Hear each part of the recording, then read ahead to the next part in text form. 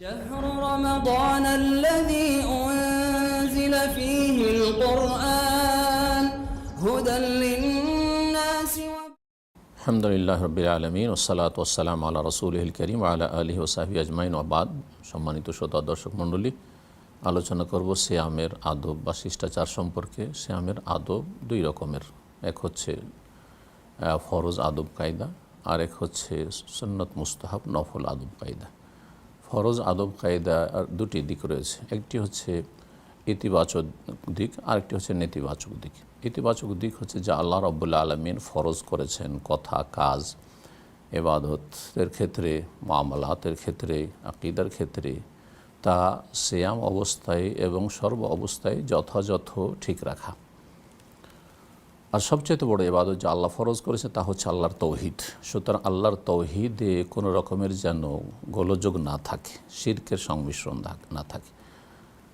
তারপরে যে বিষয়টি ফরজ তা হচ্ছে 5 ওয়াক্ত সালাত। সুতরাং সিয়াম রাখছেন আপনি, রমজানে রোজা রাখছেন অথবা অন্য রোজা রাখছেন, আর আপনি 5 ওয়াক্ত সালাতে ঘাটতি করছেন, এমনটা যেন না হয়। কারণ সঠিক মতে যেই ব্যক্তি সালাত পরিত্যাগ করে সেই ব্যক্তি ইসলামে গণ্ডিতে থাকে না। সুতরাং এই রকমের ত্রুটি যেন না থাকে। এছাড়াও জবানের গুনহা ক্ষেত্রে, নেতিবাচকের ক্ষেত্রে জবানের গুনহা, হাতের গুনহা, পায়ের গুনহা, চোখের গুনহা, অন্য অঙ্গ প্রত্যঙ্গ দ্বারা যেসব পাপ মানুষের হয়ে থাকে, সমস্ত পাপাচার থেকে, মিথ্যা কথা বলা থেকে, চুগলখড়ি থেকে, সমস্ত হারাম থেকে, হারাম খাওয়া থেকে বেঁচে থাকবে। যদি মানুষ রমজান মাসে রোজাও রাখে বা অন্য মাসে রোজাও রাখে, নফল ফরজ রোজা রাখে, আর তার সাথে গুনাহে লিপ্ত থাকে, তাহলে সিয়ামের উপকারিতা হ্রাস পেয়ে যায়। সুতরাং এই বিষয়গুলির আমাদেরকে খেয়াল রাখতে হবে।